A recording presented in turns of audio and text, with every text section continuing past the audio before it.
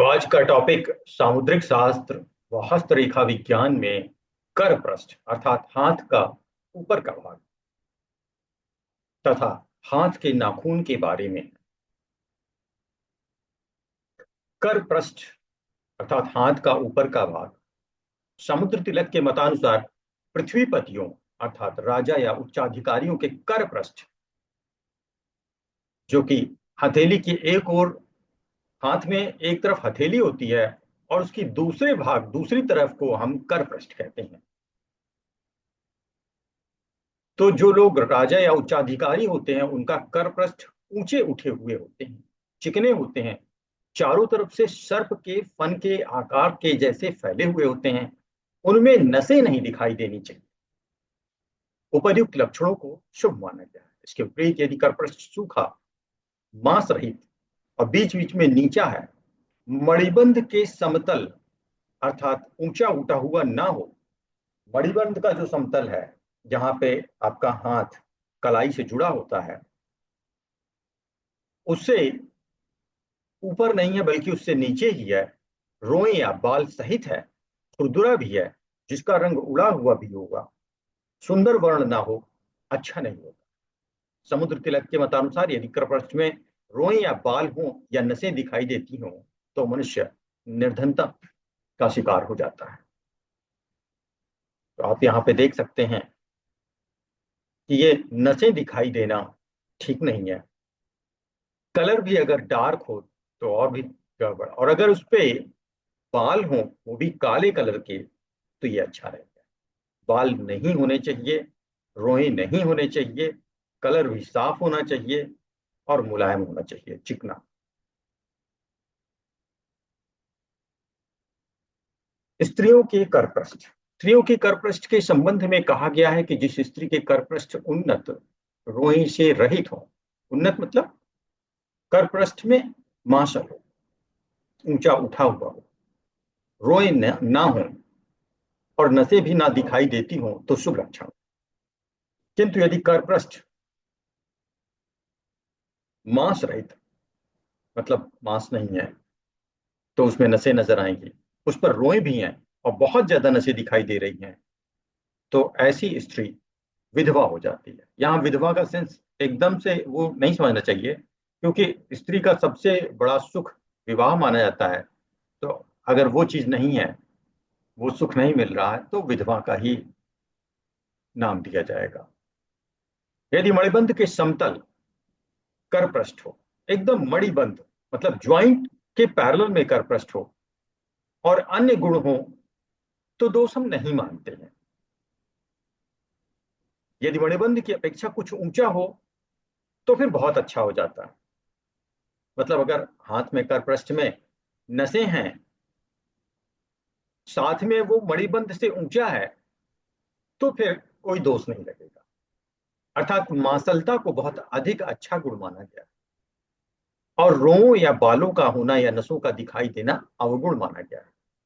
स्त्रियों के लिए सबसे बड़ा दुर्भाग्य विधवा होना या पति सुख का अभाव माना गया है। यदि ये गुण होते हैं, नशे हैं, रोए हैं, काले बाल हैं करपृष्ठ पे, तो स्त्रियों के लिए ये दुर्भाग्य अर्थात विधवा होना का जैसा बनता है।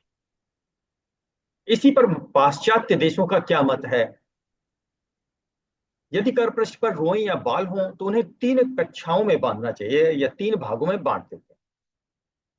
पाश्चात्य मतानुसार पहला जो पार्ट है, जिनके हाथ पर भूरे या हल्के रंग के बहुत ही सूक्ष्म बाल हैं, तो वो मृदु स्वभाव के सज्जन व्यक्ति होते हैं। वो शीघ्र दूसरों के प्रभाव में आ जाने वाले होते हैं, किंतु ये लोग कुछ आलसी स्वभाव के भी होते हैं और अधिक परिश्रम करना पसंद नहीं करते हैं। दूसरा इसमें राय यह है कि यदि बाल काले हों तो मनुष्य के स्वभाव में उग्रता बहुत आ जाती है। इनके प्रेम में वासना तथा ईर्ष्या की मात्रा बहुत होती है। ये लोग कुछ चिड़चिड़े मिजाज के होते हैं और सहिष्णुता कम होने के कारण इन्हें शीघ्र क्रोध आता है।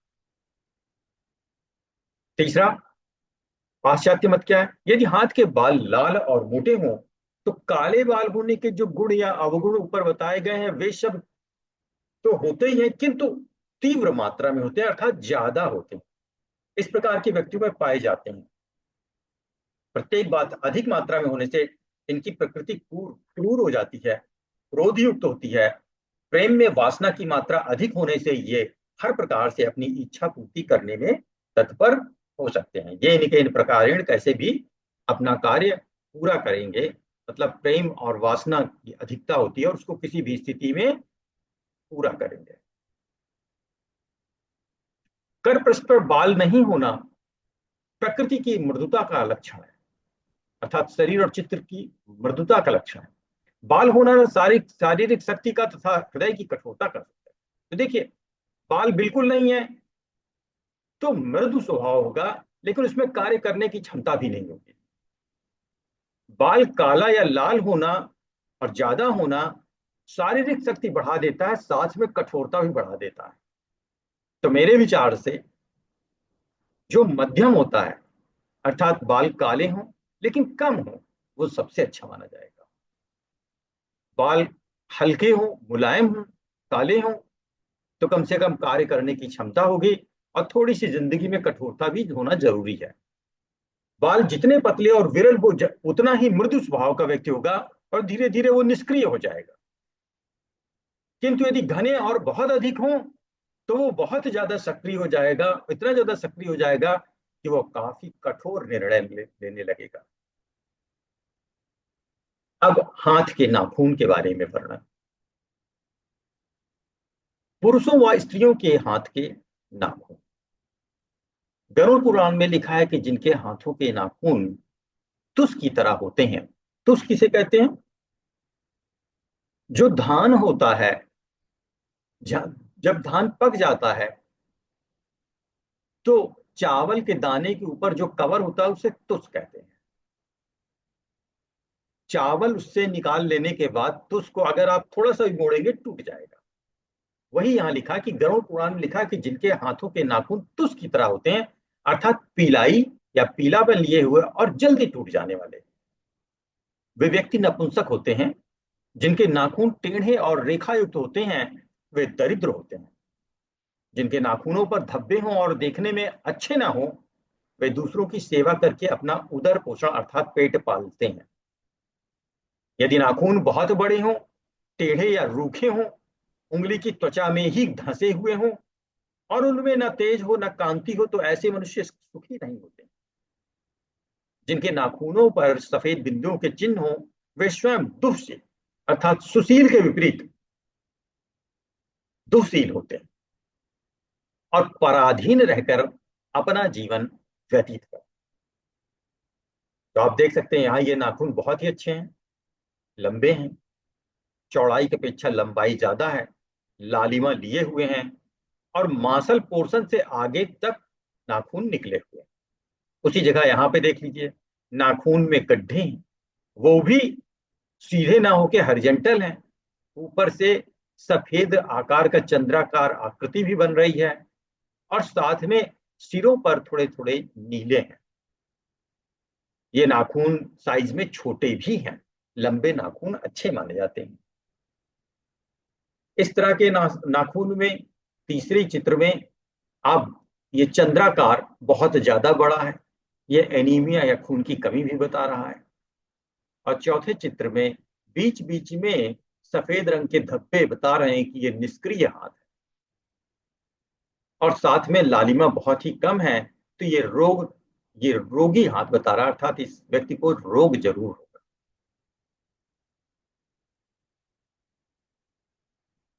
गर्ग संहिता में लिखा है कि जिनके नाखून एक वर्ण के ना हो, कहीं ललाई अधिक लिए हुए, कहीं सफेदी अधिक है, कहीं नीलापन है तो कहीं पीलापन है, छाजले की तरह उंगलियों के अग्रभाग की ओर फैले हुए हों, अर्थात आगे की तरफ नुकीले के बजाय फैले हुए हों, या सीप के आकार के हों, सीप के आकार के बहुत ज्यादा चौड़े हो गए हों, या फटे हुए से बीच में से नाखून फटे हुए से दिखाई दें, या तो बहुत ही छोटे हों तो वो दरिद्र होते हैं। यदि इनका रंग कुछ पीलापन लिया हुआ हो तो रोग की सूचना देते हैं। यदि कुछ सफेदी हो तो वैराग्य प्रकृति के द्योतक होते हैं। यदि उन पर सफेद बिंदु हो तो उनसे दुष्टता प्रकट होती है। अभी हमने दिखलाया है, देखिए बीच बीच में सफेद रंग के स्पॉट हैं, ये दुष्टता प्रतीक करता है। यदि अंगूठे का नाखून टूट जाए तो ऐसा जातक धर्माचरण करने वाला होता है। जिनके नाखून निर्मल एवं ललाई लिए हुए हों वे भाग्यशाली होते हैं। सामुद्र तिलक के अनुसार कछुए की पीठ की तरह कुछ ऊंचाई लिए हुए, अर्थात साइड में दबे हुए तथा बीच में उठे हुए मूंगे की तरह लाल चिकने और चमकदार नाखून होना अति उत्तम है। ये उंगलियों के प्रथम पर्व में होते हैं और उंगलियों का प्रथम पूर्व जितना लंबा हो उसकी आधी लंबाई के नाखूनों की होना अति उत्तम। आप साइड से अगर देखें तो आपको पर्व पूरा दिखाई देगा। ऐसे साइड से उंगली को और ध्यान से देखें तो जितना इसका पर्व है, उंगली का पहला पर्व, उसका आधा नाखून हो तो ये ज्यादा अच्छा होता है। आधे से कम हो तो नाखून पशु प्रवृत्ति का को बताता है, और आधे से अधिक होने पे व्यक्ति बहुत ही सुखों को भोगता है।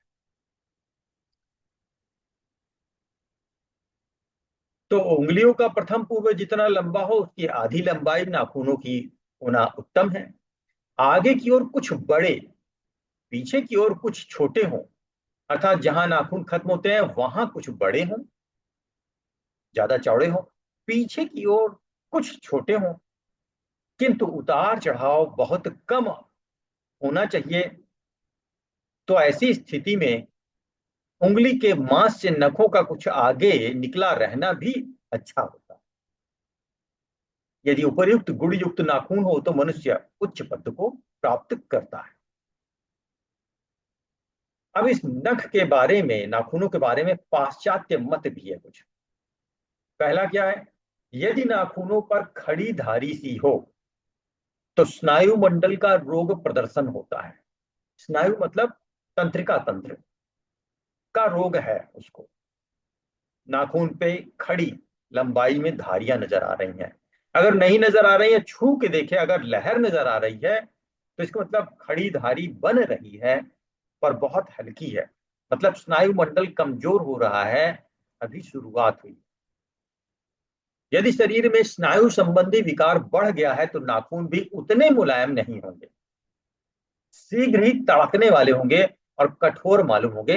अर्थात ऐसे लोगों के नाखून ज्यादातर ऊपर से टूट जाते हैं, बीच से फट जाते हैं कठोर होने के कारण। यह नहाने के बाद, जैसा कि आप बचपन में देखते रहे होंगे, नेल कटर से काटने पे पता ही नहीं चलता, इतने आराम से कट जाते थे। अब वैसी स्थिति नहीं रह जाती। नेल कटर से काटने पे वो कट की आवाज से बहुत मुश्किल से कटते हैं और एक ही बार में पूरा टूट जाता है। तो इसको कहते हैं तड़कने वाले नाखून, और ये बता रहा है कि अब आपका स्नायु संबंधित, तंत्रिका संबंधी विकार काफी बढ़ गया है क्योंकि नाखून बहुत कठोर हो गया।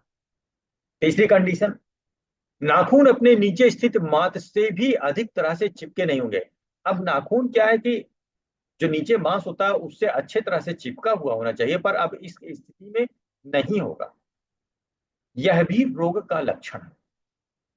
तीनों अवगुण जितनी अधिक मात्रा में हो उतना अधिक स्नायु जाल निर्बल हो चुका है, यह निष्कर्ष निकालना चाहिए। नाखूनों पर सफेद धब्बे, जब स्नायु शक्ति की कम हो जाती है, और उनका एक लक्षण यह भी होता है कि नाखूनों पर सफेद दाग धब्बे दिखाई देने लगते हैं, और ऐसे व्यक्तियों को लकवे की बीमारी का अंदेशा रहता है। अर्थात नाखून पे धब्बे अगर सफेद रंग के बनने लगे तो आप समझ लें स्नायु संबंधी बीमारी की शुरुआत हो गई है। अगर धब्बे काफी बड़े बड़े बन गए हैं तो वो लकवा किसी भी दिन मार सकता है। नाखूनों पर आड़ी धारी, अब यहाँ पे जो डायग्राम था, आड़ी या हॉरिजॉन्टल लाइन बने हुए हैं वो भी बहुत बड़े बड़े। तो नाखूनों पर आड़ी धारी, यदि नाखूनों पर आड़ी रेखा दिखाई दे तो भी शक्ति में ह्रास, अर्थात ताकत की बहुत कमी हो रही। एक नाखून पूरा बढ़ने में प्रायः 6 महीने लगते हैं। अब ध्यान से देखिए कि नाखून में जो आड़ी रेखा है वह जहां नाखून का अंत है उससे कितनी दूरी पे है। यदि या आड़ी रेखा नाखून के बीचों बीच हो, तो समझिए कि करीब 3 महीने पहले यह व्यक्ति किसी गहरे रोग से पीड़ित था। उस समय नाखून बढ़ना बंद हो गया, और जब पूर्ण स्वस्थ हो गया तब फिर से नाखून बनना शीघ्रता से प्रारंभ हुआ। नाखून का यह निकला हुआ भाग यदि स्वस्थ है तो जातक पूर्ण स्वस्थ हो चुका है, और यदि नवीन भाग में भी रोग चिन्ह है तो अभी तक कुछ रोग का अंश शेष है। अब आड़ीधारी में आप देखें तो ये आधे आधी लंबाई से भी ज्यादा ऊपर निकल चुका है। मतलब 75% निकल चुका, 25% बाकी है। तो आप ऐसा कह सकते हैं कि लगभग 4.5 महीने पहले ये बीमार रहा होगा बहुत ही ज्यादा, और अब 4.5 महीने बीत चुके हैं। अभी भी पीछे चंद्र क्षेत्र बन रहा है, इसके मतलब ये पूरी तरह से बीमारी से मुक्त हुआ नहीं है। पर अब हॉरिजॉन्टल लाइन ना होने के कारण बीमारी कम हो गई है, और धीमे धीमे अगले 1.5 महीने बाद ये नाखून पूरी तरह से, ये जो हॉरिजॉन्टल लाइन या गड्ढा नजर आ रहा है ये बाहर निकल जाएगा नाखून से। तब हम कह सकते हैं कि उस बीमारी को 6 महीने बीत चुके हैं। बीमारी भी पूरी तरह से खत्म नहीं हुई, क्योंकि चंद्राकार आकृति नाखून की जड़ में अभी भी नजर आ रही। अब यदि नाखून चौड़े अधिक हों और लंबे कम हों, यदि नाखून अधिक चौड़े हों और लंबाई में कम हों, तो ऐसे लोगों की आलोचनात्मक प्रकृति होती है। किंतु यदि लंबाई बहुत कम हो और चौड़ाई बहुत अधिक, तथा इसके ऊपर तीनों ओर से त्वचा बढ़ी या चढ़ी हुई हो, नाखून चपटे हों, तो ऐसे व्यक्तियों में व्यर्थ में बहस करने का अवगुण होता है। वे जानते हैं कि वो जो कह रहे हैं वह सही नहीं है, किंतु व्यर्थ की बहस करने में उन्हें मजा आता है, और वो आपको परेशान करना चाहते हैं। ऐसी उनकी प्रकृति है। ऐसे लोगों से बचना चाहिए, क्योंकि उनका नाखून आगे से बहुत चौड़ा है और उसकी लंबाई उसके अनुपात में बहुत ही कम है। अब यदि चौड़े हैं साथ में चौकोर भी हैं, मतलब लंबाई उसकी चौड़ाई की तुलना में तुलनात्मक रूप से लगभग बराबर है। यदि नाखूनों का रंग ललाई लिए हो और वे चौड़े चौकोर तथा बगल में गोलाई लिए हुए हों, तो ऐसा व्यक्ति निष्कपट होता है। जो इसके दिल में हो वह साफ साफ कह देता है। साफ गोई उसकी आदत होती है, क्योंकि उसका वर्गाकार नाखून है। ऐसे लोग बहुत ही प्रैक्टिकल होते हैं। जो सच है वो मुंह पे दाग देते हैं। छोटे और चौकोर नाखून, यदि नाखून छोटे हैं और ऊपर की ओर चौकोर हों, मतलब वो लंबाई चौड़ाई की बराबर है, पर एक कमी यह है कि वो साइज में बहुत ही छोटे हैं, तो यह हृदय रोग का लक्षण है।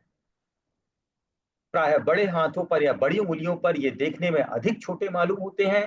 यदि इनमें कुछ नीला रंग भी हो और नीचे की ओर चंद्रमा के आकार का चिन्ह हो, तो हृदय रोग की 100% पुष्टि हो जाती है।